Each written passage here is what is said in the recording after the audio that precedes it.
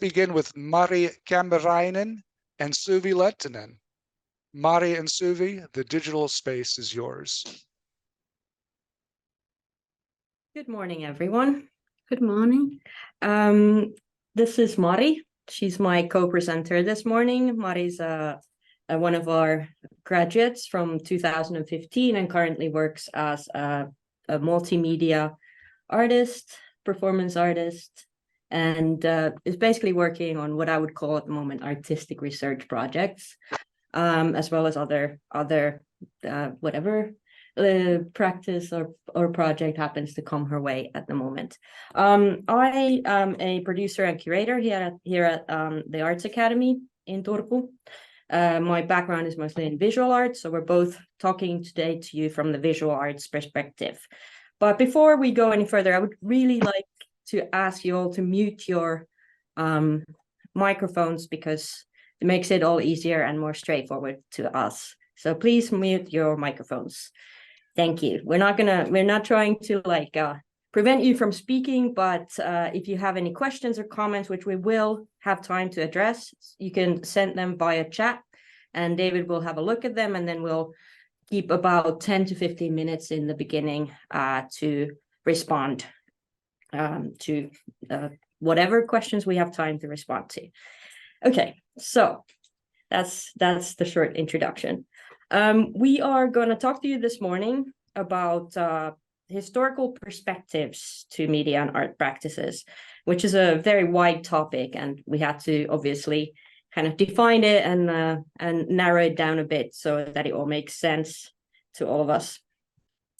And obviously it can also be approached in a number of ways, but we are first of all going to specifically look at digital media and internet-based practices, as well as art practices that live on the internet, are exhibited on the internet, and not just exclusively of internet as a promotional tool for artist visibility, but more specifically as also like a platform and an exhibition space, if you wish.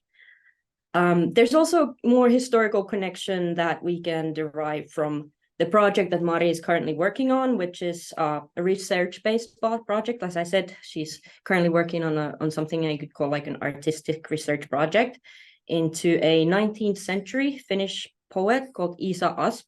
And Mari will give her sort of deeper historical perspective into Isa's world and her sort of journey with Isa later on.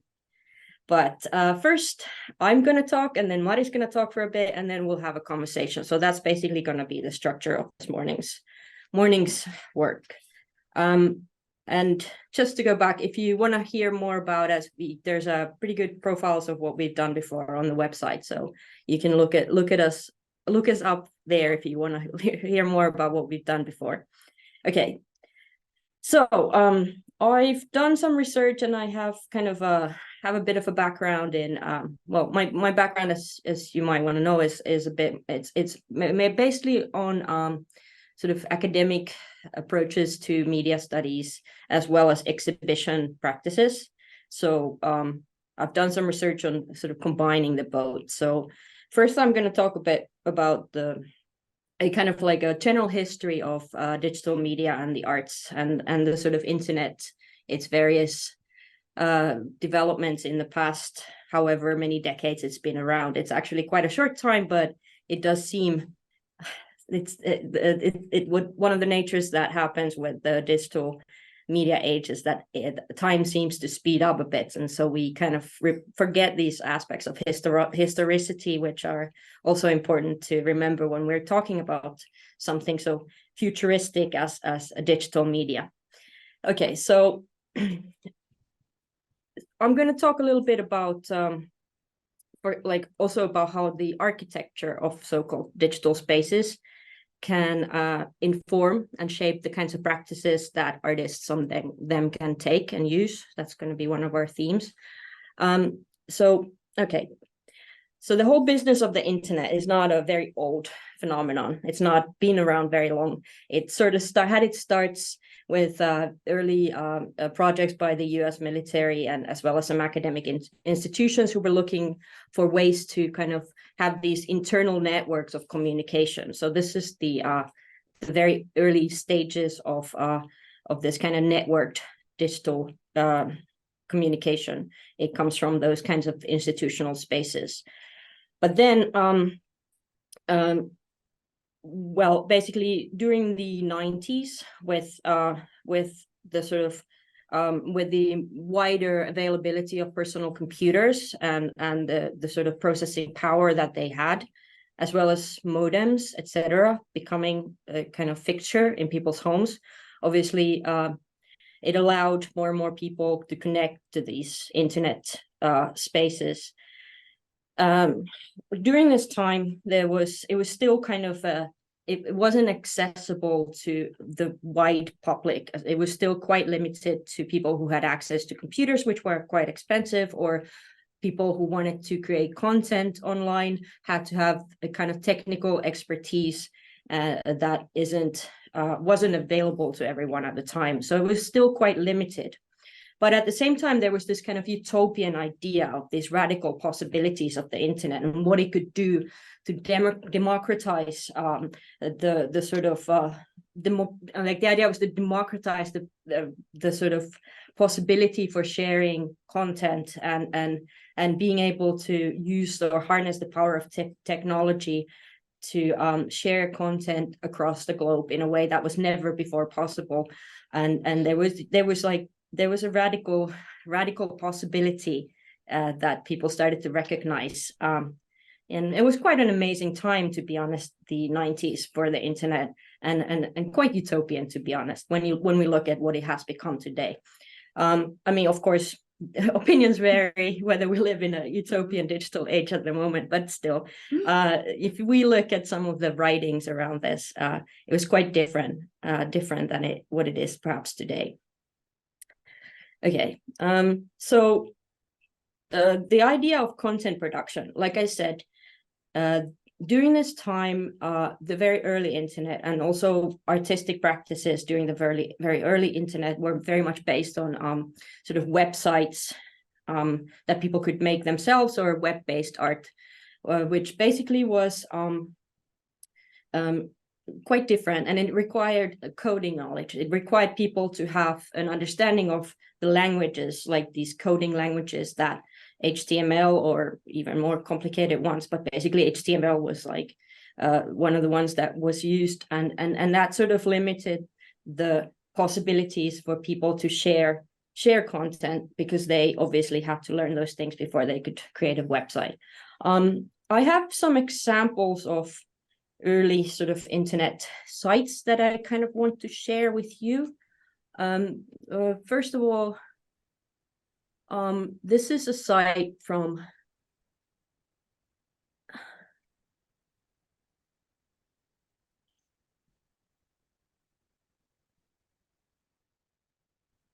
This is a site from 1998. It's a Ars Electronica internet website site, which Ars Electronica was one of these early art festivals that was very much focused on electronic as well as then increasingly digital art. It featured all kinds of art forms, not just visual art, and it's still an ongoing thing. So basically, we're still you can still go and visit the Ars Electronica Festival. In this year, it's happening, or it's been happening in Linz, Austria, since the 1970s. But as you can see, the website is quite sort of different than what we would have. It's quite simple. The structure is quite simple, but you'll get a little bit of an idea of the sort of aesthetic that was very much like the 90s website aesthetic. Very, very simple. And then I have another example, and these are all early sort of pioneers of internet-based art and digital art. So if you're interested, Ars Electronica, you can go on their website.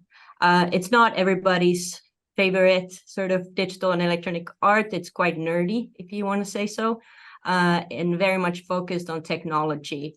And some people argue that the arts come second to the technology and electronics when it comes to Ars Electronica, but I still think it's quite an interesting resource.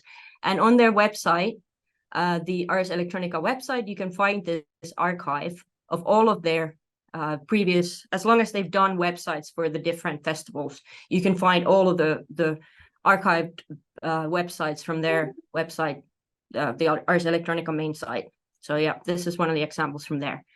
And then I've got an example from Rhizome, rhizome.org, another incredibly good resource for looking at very early internet and digital art practices and things. This is a little bit different. This is from 2001. This is actually, again, from the Rhizome main site. In their archives, you can find these blog entries from 2001 about various art practices online. So you've got references, for example, to Ars Electronica here. And then I thought this was quite interesting. Somebody was using eBay as an artistic platform. And in this work by Keith Townsend Obadike, he's attempting to auction his blackness on eBay. And obviously, later on, this was blocked from eBay. They didn't think it was something that they liked very much, but still quite an interesting earlier web project. Still, that kind of brings us to this idea of platform, because eBay is a platform. And eBay is a very early web platform. And so I'm just going to stop sharing.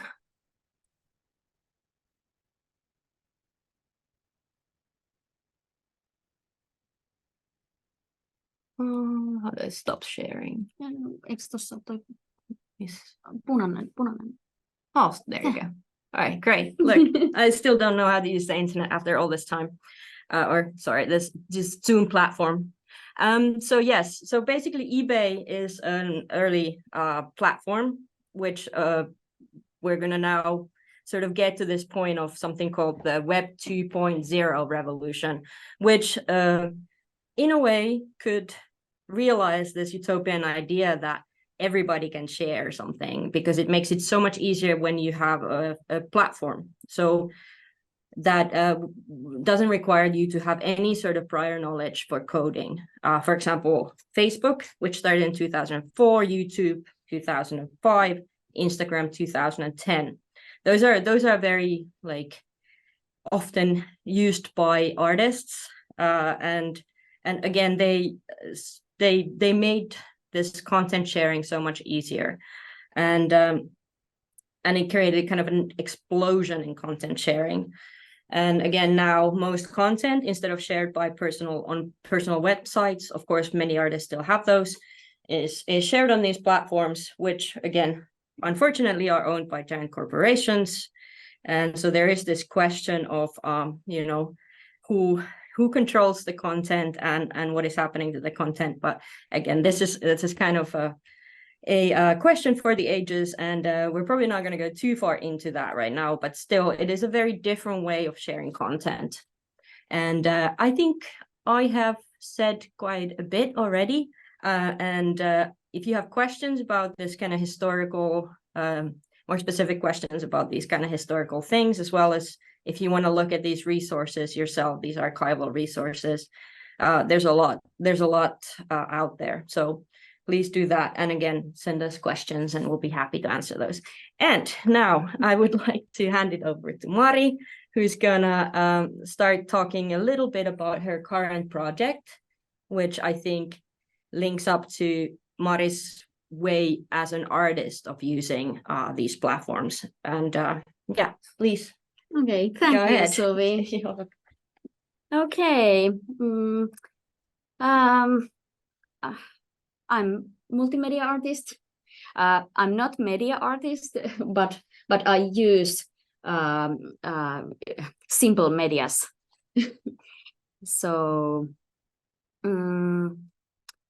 I have realized projects as part of artist groups working in a pair and in other communal ways. My work is in recent years has focused on my home region in northern Ostrobothnia. I have worked on projects focused on the local nature and story traditions. I started collaboration with the Northern Opera Company in 2021. The Northern Opera Company is the only experimental opera theater in the north of Finland, offering high quality, small scale performances. We offer mainly experimental opera theater and seek new perspectives and representations that richen the discourse between both arts and audiences. In our works, we try to find the disturbing, question-provoking thoughts which takes the form of Gesamtkunstwerk. I was asked to become a member of a group working on ideas for Hallavalot. What is in? I mean, Finnish? I don't. It's like lights that happen when there's frost, or frost lights, perhaps is the translation. Yeah. It's a festival of light art, which took place in my home village of Pelso. I created a performance titled Tarinoita suolta, Stories from the Bog. I wrote a text from the performance about the creation of this bog, Pelso bog. It was earlier one of the biggest bog area in Finland. How it was tried out and how the village developed. I performed a reading by a campfire for an audience consisting of former and current villagers. The performances generated spontaneous remembrances and conversation. It was very, very lovely to me to work there In the interactive way. yeah. So I have created many solo and collaborative pieces with another opera company, and this collaboration has created a platform and community, and it has been interesting to test the limits of different art forms in this creative atmosphere. Currently, I'm working on a piece titled Kuin Aalto Joki, like wave river, through which I researched the temporality of the river together with the poet Isa Asp. Isa Asp was the first female poet whose poems were published in Finnish. We are both from Vaala, and we both have family roots in the vicinity of Oulujärvi, Oulu Lake. Lake Oulu. Yeah. Lake Oulu, yes. Isa was born, grew up by the Oulu River, and later her family moved deeper inland to the source of the same river in Kainuu. We have a lot in common, like our peasant family traditions, love of wild nature, artistic ambition, an interest in mysticism, and a desire to work forward social equality. We are separated by time. Now it will be 155 since Isa died. She lives in the time of a free river. I live on the time of power plants and a chained river. I speak about Oulu River. I'm working on an artistic research project about Isa's life story and about the history and present of waterways related to it, such as the Oulu River. At the same time, I'm getting to know my home region in a deeper way. This project expresses sadness about lost character of this river. So Isa will be presented as the other author of my upcoming artwork, as a person equally responsible for the creation of the work. As one of the elements of the artwork will be her most well-known poet, Aallon Kehtolaulu. How you Or maybe the lullaby of the wave. Yeah. Well, lullaby of the wave. I'm in dialogue with Isa about the artwork and inside the artwork. But how is it possible to realize collaborative work between people born into different times? This is a serious question, which also includes ethical challenges, because Isa is not concretely in an equal position in relation me. So this is more of an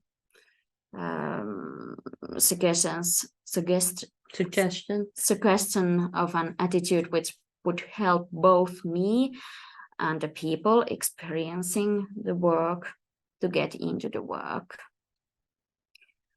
In my practice, the way I communicate about the work becomes part of the work itself.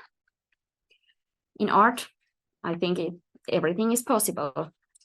I have explored Isa's home on the shores of Oulu and Emajoki. I have been guided by the published parts of her wide literary legacy and other literary material related to her. In July, I visited Isa's grave in Jyväskylä. I have begun to find tools for the poetic study of the structures of space and time. And I document parts of the work process on my Instagram account stories. So social media is one of the platforms for the work. I write down thoughts, publish short videos, pictures, and parts of other texts. And I comment on them and go over historical moments that overlap the current moment. And in this autumn, I will create dance performances related to the project in 6 festivals with Northern Opera Company. Opera Company produces this performance. The artwork combines traditional physical dance performance. I don't like, is it a real thing, but this is how I yeah and sound art. Yeah, so maybe we can let's have a look at some of the Instagram, because I really like the way you describe how the way you communicate about the work becomes part of the work itself, which I suppose is related to this idea of doing artistic research. So in a way, I mean, that's kind of how you partly describe your work as well. And obviously when we're talking about Isa Asp, who again died 155 years ago, so you exist in this very different time and space spheres, and still manage to kind of create this artistic collaboration. So I think that's quite interesting description of your project. But yes, so I guess we can show some of the pictures from the sort of your Instagram stories. Let me start screen sharing in a minute.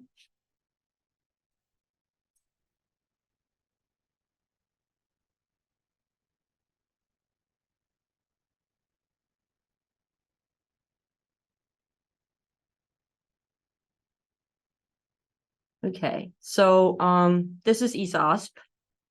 It's only one photograph from her, so this is the only one that survives, right? Yeah. Okay. So I guess these are so examples from your Instagram stories, and I promised that I would perhaps give a little bit of a translation of what Yeah. you're talking about here. Is that okay? So Isa has this very particular so anyway, there are some very interesting aspects of it. Some of it comes from this, for some of these quotes you can hear from here. So it says that with her friend Sally, Isa often used or sometimes used the names Louis Napoleon, which was a reference to a romantic play that they performed in which Isa played Napoleon and Sally played her lover. According to Isa's diary, you can get a picture that they had a very stormy friendship / love affair. The storminess was because Isa was very temperamental and very jealous, whereas Sally was much more calm and annoyed by Isa's temperamentality. So this is the text from your Instagram diary or research journal. Let's move on to the next. These are from, this was published 5 days ago or something? no. It's maybe 1 month ago. Okay. So here. So this is a quote from somewhere? What's this a quote from? It's from a book, Harvinaisesta moninaiseksi. It's the title. So this is a book about Isa Asp, or no. It's from book Jyväskylä University, and woman who studied there from Isa's times today. Okay, so this is part of your research in the library. You found this book. Yeah. So anyway, this quote, like what you've written, reads in the 19th century or the 1800s, the nature of the time about how human relationships, friendship, and love have been understood. It's very interesting. I would like to learn more about it. Give me some book tips. Please. So I guess this also refers to this particular one, this particular seminar. So if you have more books about this particular thing, but this quote refers to the kind of suspicion that they had in the school that Isa attended about the improper nature of their friendship, that it was perhaps sexual or something like that. So this is just a quote that was found in one of these biographies of somebody else. And here's Mari, and then it says, "Happy name day to Isa and to my great grandmother Maria Lovisa." Isa Asp's birth name was Lovisa, and she was called also Louise. Isa was, first of all, a artist name. When I was a teenager, I was very obsessed with the Lovisa name. I had dreams that I would change it to my first name. At that point, I didn't know Isa very well, but I also didn't know about her birth name. I also didn't know that my father's already dead grandmother was called Lovisa, and as she was also known was Mari grandma. Mari grandma was Isa Asp's, lived at the same time as Isa Asp, but in a different town, so in Kuusamo, which is a different town in Finland. So should we move on? Yeah. And this is this poem right Yeah, there? but maybe it's Yeah, it's a little perhaps we bit- don't go into poetic Yeah, translation. we can go on. But this is her signature, Yeah, right? yeah. And this is a poem by Isa. Again, like this was originally published in Finnish, right? Yeah. Or was this translated? I'm not sure. Maybe this is in Swedish, and it's yeah. Okay, Yeah, because Isa was writing both in Finnish and Swedish. Swedish was her mother tongue, but then she lived at it. Was it? Finnish is her mother tongue. Okay. But her grandmother was Finnish Swedish.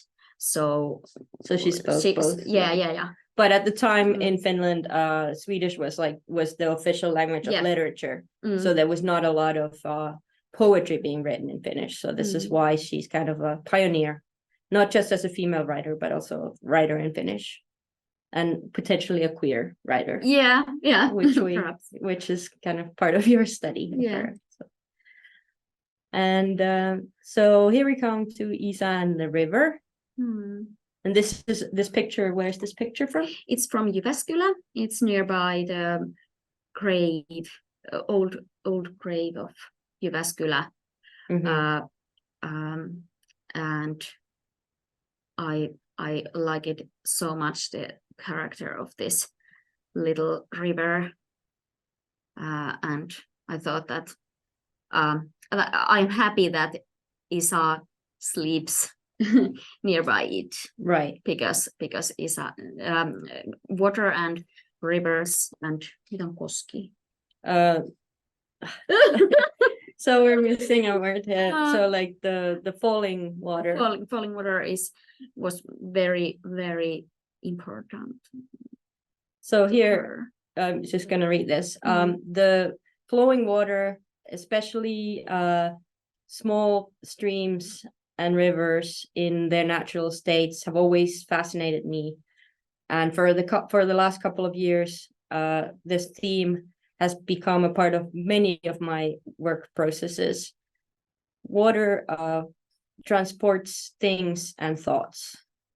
And many times a day these days, I find myself thinking that I'm on a river, or that I'm by a river. Oftentimes the feeling is of longing, and I'm annoyed that the conditions are not at the moment so that I could live there physically. So again here. And here, this is from Oulu River, yeah? Yes. So this is the river where you and Isa lived by? Yeah. Okay, so here it's talking about the power plant by Ylhämäki power plant, which is sort of chained the Oulu River, which no longer flows freely like as it used to do. And here are the sort of the ruins of the old iron factory, and somewhere near here Isa was born 170 years ago in 1853. Then this is interesting. Yeah. I think it's good. Where's this picture from? It's near of this place, Myllyranta iron factory. Yeah, so the ironworks. Yeah. So again from Oulujoki. Yeah, it's same place. On other picture. Right. Yeah. So this is quite interesting because it's quite self-referential and also refers to some of the things we talked about. So it says, why am I doing this research with my fine arts education and status as an artist with my artist education and status? So why am I doing this research work with this status? And then it's about adventure and a need to figure out my own emotional and artistic roots, an interest in where I am from. but not only my private interest. The artistic research of space or place and history is a background work for my artwork, and it won't necessarily be shown directly in the finished artwork. So a large part will remain just for me. I want to educate myself in a very varied way and get an understanding of wider wholes or wider sort of wider area of information. I hope that this will be conveyed by my artworks. And it says here that this is a view of a path which leads to the Myllyrantaa Ironworks, and it's near Isa's birthplace. And this is Jyväskylä over there. I know, I drove past it this summer. It looks familiar. Yeah. So I passed Jyväskylä. Isa rests there on an old cemetery.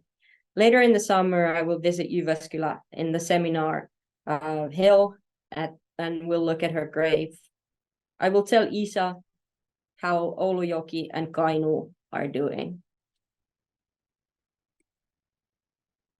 And this is the hydro plant or the water power plant. Is this then this is Oulujoki, right? Yeah. This is first power plant in Oulujoki.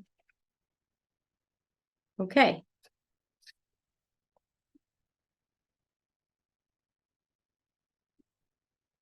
Right, so those were some of the so we're explaining Instagram stories, something that you usually swipe past very quickly, but now we were all forced to stay with them for a little bit longer. And again, if you have any further questions for Mari about this art project or any of the things there, you can obviously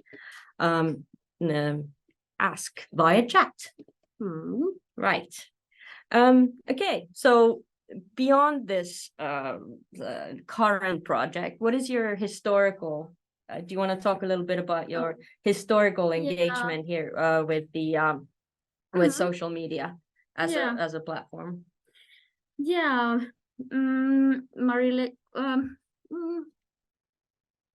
okay. My relationship to social media as platform for exhibition art as well as a work tool has slowly progressed since 2007. This is when I published photographs, drawings, and paintings on the aukea.net platform. What interested me about Aukea was the possibility of gaining feedback and have conversations. So we can I went to, because my one of my obsessions is archives, internet archives. I have here from the Wayback Machine, which obviously some of you might know, some of you might not. Let me share this here. This is from Wayback Machine. Wayback Machine, for those who don't know, is a web archive. It's under webarchive.org, or you can find it by Wayback Machine. And so this is a link to a website that you used in 2007. And so what did you do here? I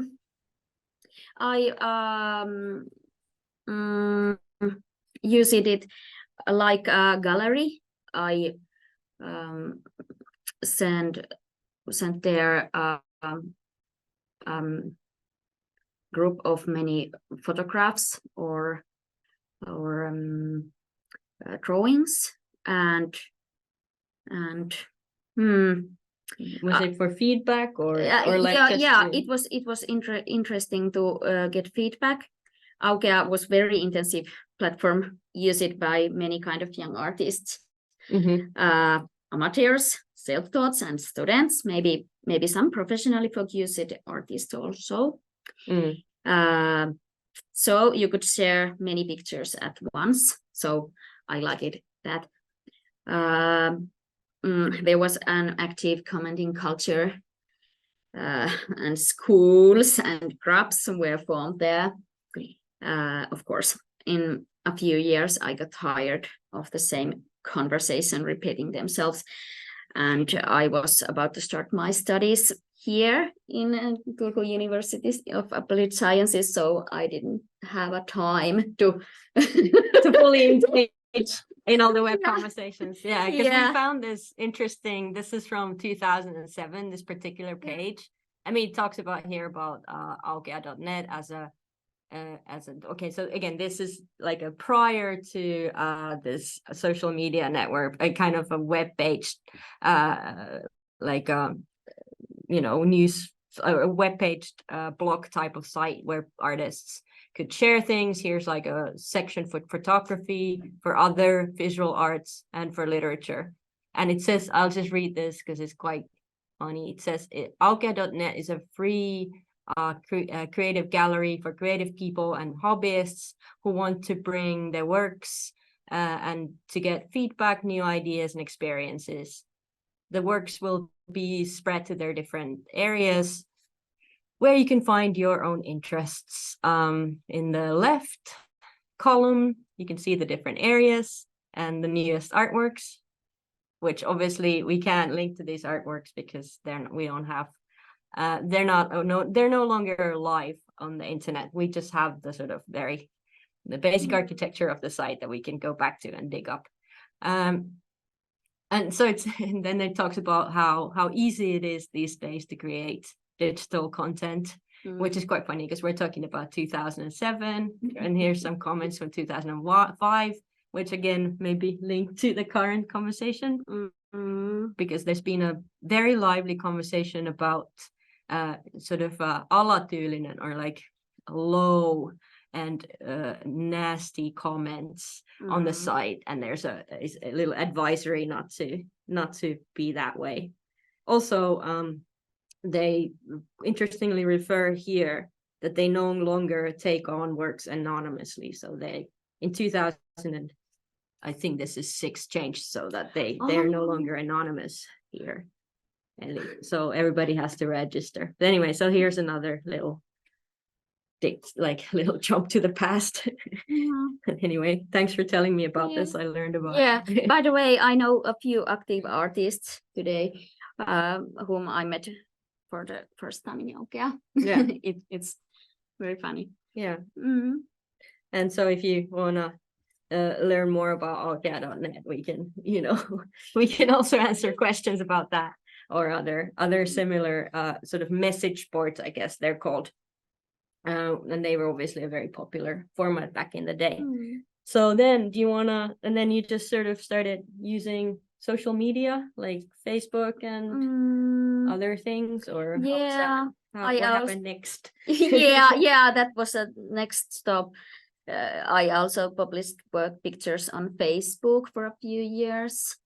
After this, I started a blog where I mostly published photographs, and I stopped updating the blog after I graduated. For a few years, I didn't use social media at all. I got my first smartphone in 2017, yeah, and started my Instagram account in 2018. So I have used it without any particular planning, as both a private person as well as an artist. It was my foremost portfolio on the internet until I made my proper website in 2020. Nowadays, I don't really publish much on the Instagram main feed. Rather, I use the stories so that most of what I publish is only momentarily visible.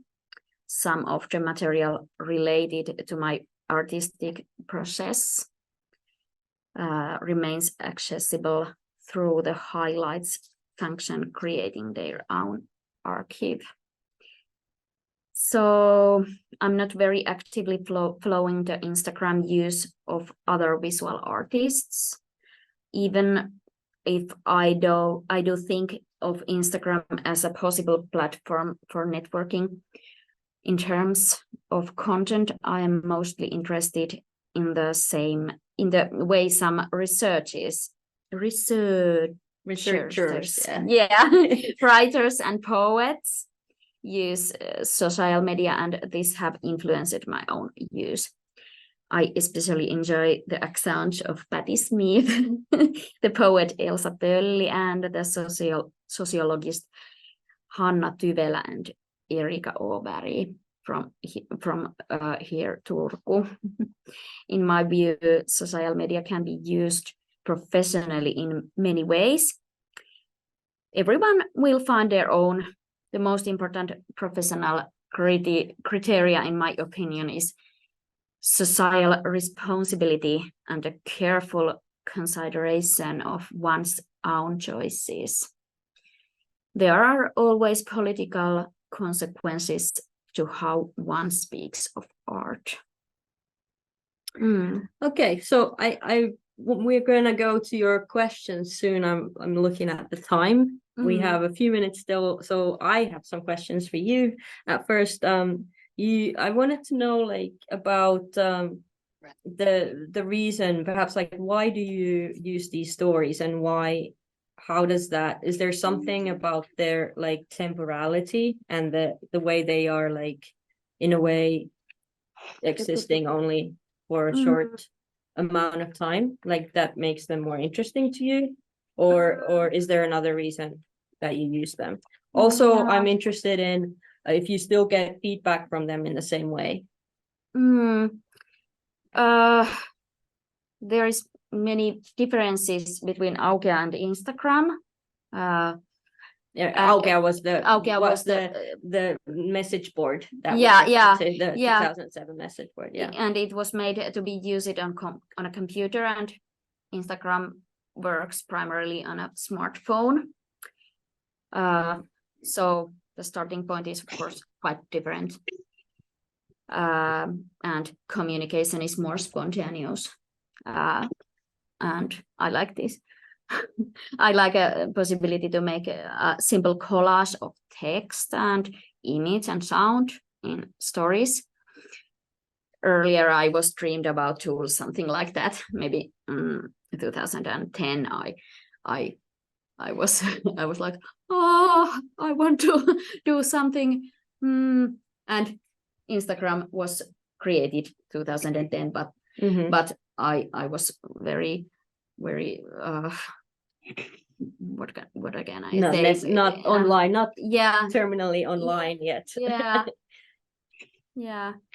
So but what about the feedback? Do you want to talk about that a bit more? Like, do you talk to other artists, or do people comment on the stories that would then somehow inform the process, the artistic process? I get some comments and likes from friends, of course, and other artists or authors, and of course it's nice to get short or long feedback from colleagues. So I think it's great to be in direct contact there. Cool. Well, I think that we've gone through a lot of things, maybe a little bit quickly. So I suppose it's a good time to now, do you agree to go to questions that we might have had? Or is there still something you wanted to talk about before we go to questions? To make this whole process interactive as well. But please, if you have something. Oh yeah, we had something still. Because I also, right. Because this is something that came up in our conversations about this kind of anxiety and negativity also something that relates to what the Aukea message board already addressed in 2006 about this kind of negative comments or anxiety in putting yourself out there. Yeah, Aukea was more anxiety place than Instagram. For me, I don't remember receiving negative feedback in Instagram, but maybe it's part of the downside of current social media. I'm in my own cultural bubble, and many artists are. In Aukea times, it was more stressful to do things because there were critics only waiting me and other contemporary artists. Right. So that was very different experience. Yeah. So in your opinion, it's actually because the audience is now bigger and on these platforms, it's sort of like made the comments a bit more supportive, almost like less of a dedicated trolling army that you had on those. I suppose also because Aukea was a message board, and I suppose part of that culture was this like very sometimes almost aggressive communication. I think that I'm in non-political part of Instagram now, but if artists use it to do political things, maybe it's more stressful nowadays. Right. Yeah. But that's good to hear that that you are not experiencing this kind of anxiety anymore. But okay, so should we open to questions now? So you've had a time to ask some questions on chat. I suppose David has some good ones there. So I've been we'd monitoring. Be happy to. Yes. There's a question from Mary. Is there a concept about final artistic presentation of this work and research on ISA ASP? So is it ready yet, or is it an ongoing process? So could you repeat that? Sure. Is there concept about final artistic presentation of the work and research on ISA ASP? So what is it going to look like when it's finished? Maybe I can tell something. I have maybe I tell to Suvi in Finnish and Suvi can translate it. It's easier for me. Tällä hetkellä mä työstän sitä performanssia sillä tavalla, että mä oon äänittänyt tämän Iisa Aspin Aallon kehtolaulun.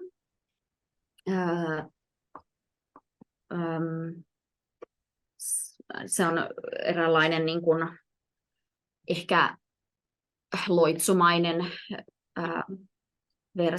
versio siitä. Ja me esiinnytään, tai minä ja 4 vapaaehtoista esiinnytään voimalaitoksen vieressä, voimalaitoksen yhteydessä marraskuussa, muun muassa Iisa Aspin kuolinpäivänä. Ja mulla on sinne tällä hetkellä sellainen ajatus, että se laulu Loitsu kuuluu kaiuttimista, Kosken kohinaa myös kuuluu kaiuttimista, koska sitä Kosken kohinaa ei ole tällä hetkellä ollenkaan siellä, paitsi silloin, jos niin kun yhtiö juoksuttaa vettä enemmän padon ohi.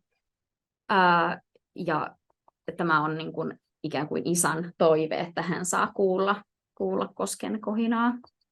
Ja mulla on siellä sitten sellainen rooli siinä mun performanssissa, että mä makaan maassa ja vapaaehtoiset laittaa mulle käsiin ja jalkoihin kuusenoksia, joten musta tulee sellainen pieni kuusimetsä. Siinä laulussa puhutaan kuusista tai kuusikosta, joka tuudittaa tai niin kuin toimii aallolle sellaisena unilauluna, joka rauhoittaa sitä aaltoa, jotta se voi vaipua uneen. Ja sitten nämä vapaaehtoiset sitten laittaa tosiaan mut siihen sellaiselle paareille ja he vie sit mut pois, kun sitten se mun performanssi on ohi. Mut se on tavallaan sellainen tanssillinen, että mun kädet ja jalat tanssii kuusina. Okay. So There's a lot of pitkä. I have there's some examples of Finnish for you.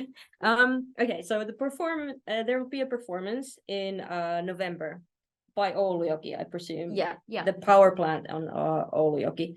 And the performance consists of a recorded version of the poem, which is the title of your piece as well, which is an Isa's poem. And the poem is recorded in a spell-like fashion, so that it's almost like a spell that is played through speakers during this sort of performance, which features Mari and 4 other performers. Performance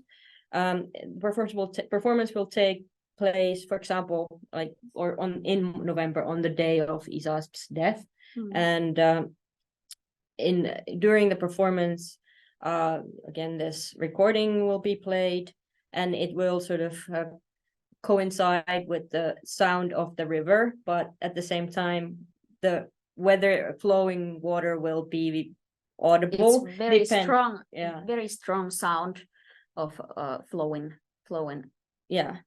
of flowing water, so that those 2 things happen at the same time. But again, the flowing water will be a little bit dependent on whether the power company releases water at this particular time, because they now control this previously free river.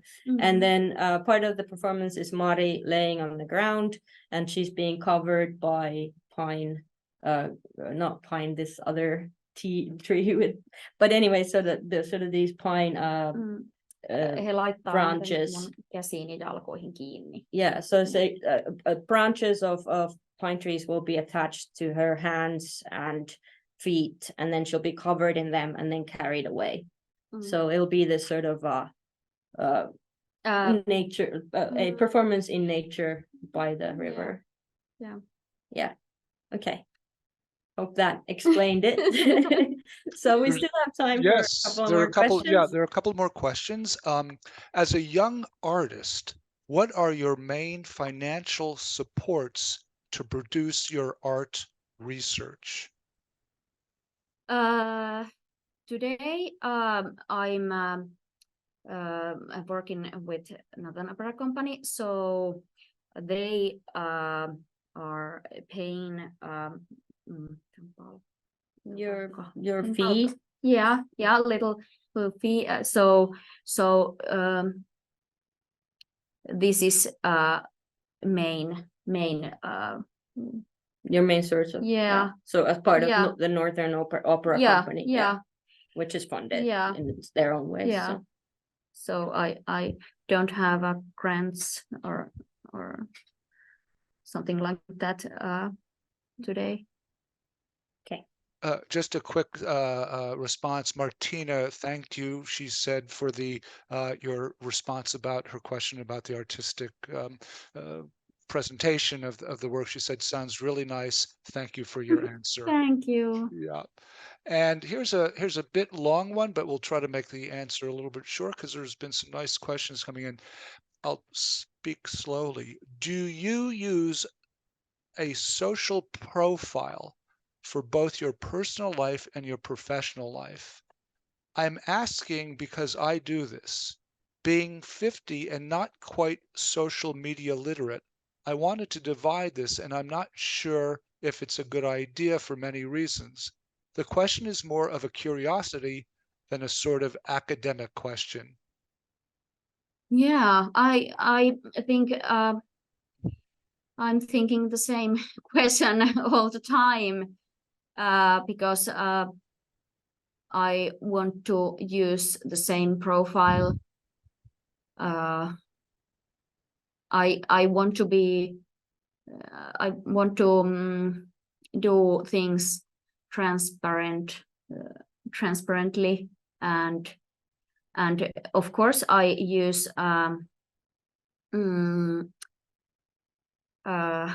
mä käytän mahdollisuutta siihen yksityiseen jakamiseen mun läheisille. So she has although she has only one profile, she has this possibility of, you know, how you can divide a friends only share. So some of the content is shared with her friends or a certain selected group of friends only. Yeah. So yeah. Yeah, but it's maybe this is this is my yes, the way you can, yeah. Thanks. There's not a question, but there's a comment. Hello, my name is Angela Bettoni from Malta, and I'm an artist with Down syndrome. Please get in touch and follow me on my Instagram on Angela Bettoni 18. We certainly will. Thank you. Thank I'm you. writing it down. And also a response to the previous question. It's very nice. We have an interactive audience. They said perfect. Thank you. Thanks. Yeah. Thank you so much. Yeah. Actually, I had a question, but Suvi answered it asked it, and I think you answered it. But it's a variation on her question. It's about the Instagram narrative that we saw the photographs from. That's not stories. That's clicking through a regular Instagram post, correct? No, that's stories. Oh, that is stories. Okay. Yeah. Stories. Yep. And do you use any of the reactions from people you know or don't know with regards to feedback you get? Does that impact anything or have any relationship to the progress of the work? Mulla meni nyt vähän. Et niinku, käytätkö sä siitä tavallaan sitä feedbackia ja muuta, niinku, onko sillä vaikutusta siihen sun työn etenemiseen niinku sillä feedbackilla, mitä sä saat? Joo. Yes. When I am in my personal working process, I need distance from other people, but I miss also a little bit communication. So this is a good combination. Instagram story is also a way for me to look at my own work from a wider perspective. And so maybe it's supportive effect. Mm-hmm. Yeah, and it's yeah. Yeah. Well, I would say, not to interrupt, we've come to the arc of the end of the time. That was a wonderful way to end the session. And I think on behalf of all of us, we would like to thank Suvi and Mari for sharing a very personal perspective, both historic, but also bringing us into a very personal relationship to Mari's work and Suvi's historical relevant presentation. So Suri kiitos paljon sydämestäni. Thank you very much from my heart and from all of us. You. And Thank you for the good questions as well. Yeah. yes, very nice interactive. There's been a lot of thanks and other messaging that has come up on the chat, but we'll take a 15-minute break now. It is 10:15 CET, 11:15 our time and some other time zones. So we will be back at 10:30 and 11:30. Thank you all very much. And once again, very much thank yous to Suvi and to Mari. See you all Thank you. shortly. Bye-bye. Thank you. Bye-bye.